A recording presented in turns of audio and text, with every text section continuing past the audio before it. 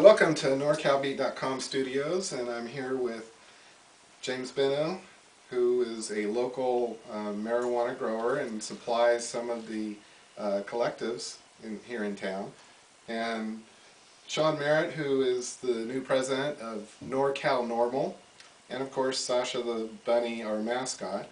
And so Sean, you guys have been at the forefront of fighting against some of the attitudes against medical marijuana. So tell me what you have accomplished and some of the things that are going on. Well, first off, Rob, I'd like to thank you for giving us the opportunity to come by here today and to share with the people what's been going on the past 4 months since these ordinances have started. I'm sure many of you out there have seen papers like these in your collective, and many of you have signed them. We have well over 1,000 signatures on these. I, as the Chief Executive Director of NORML, would just like to tell you that your signatures have not been in vain, and that the past 4 months, if you've been wondering what's been happening, what's been going on, we have paperwork just about finalized, which is going to put an end and a stop to these criminal and unwarranted and unjust ordinances that the city has imposed on us. And we would just like to further let you, the people, know that we're out here fighting for you, and we are not going to let up until they stop cease and desist all of these criminal ordinances. Well, James, you have been checked since these ordinances went into effect, and you were checked previous to them, as you've been following the laws for some time that were created in the state of California. Have you seen a change in attitude? Are things getting better? Are we making an impact? It's my belief they're going to continue to do what they're going to do regardless of any papers we file until this is probably settled at the state level, because they just it's more of a moral judgment in my estimation. They don't care about our rights. They care about well, not in my backyard, or it's like that. Yeah, not in your backyard? No, exactly. I don't know how they get to say not in your backyard. Exactly.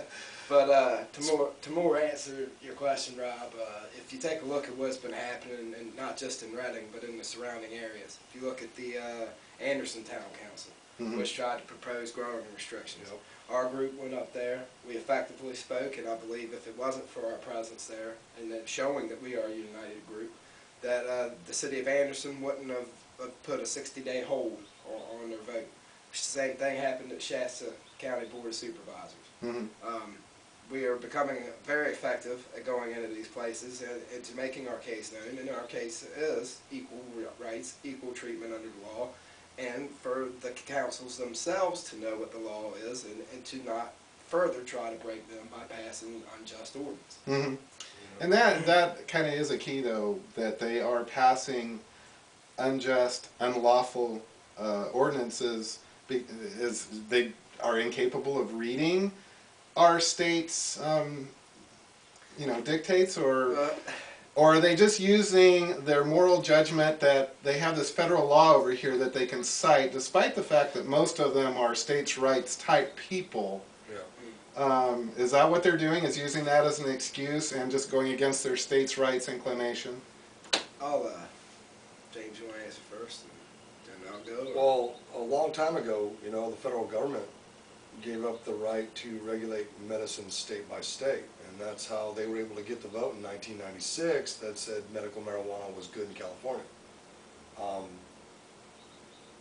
For the federal government, to have control over that would mean they'd have to amend the Constitution and take power of medicine back, and that could very well be part of the big plan for the Obama health care as well, because they'll be running the show. So that's something we need to consider about that too. I just think that they took an oath of office to uphold the laws of the state and the Constitution of the state of California.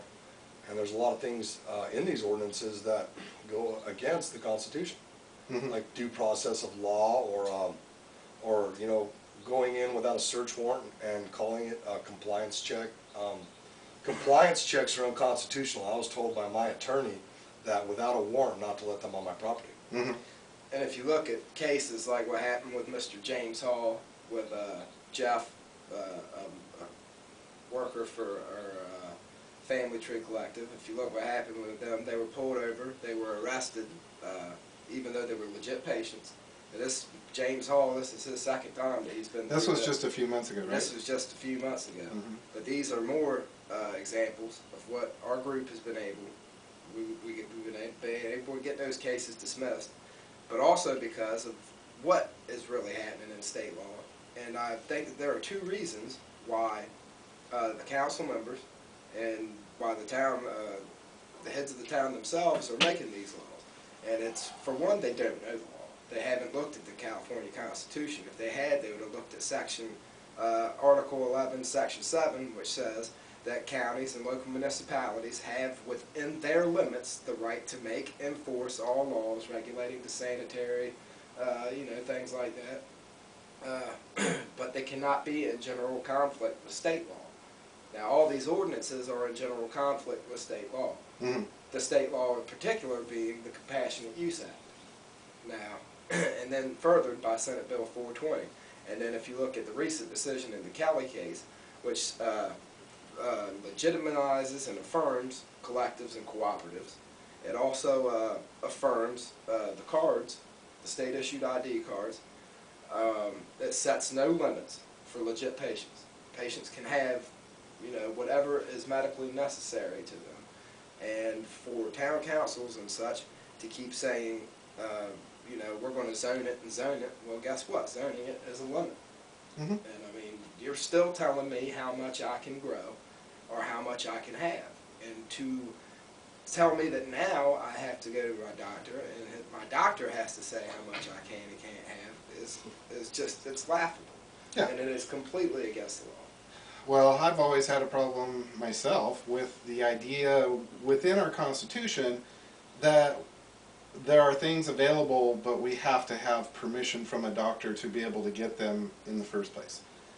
My problem with that is the idea that we have to pay somebody to get what we know we need.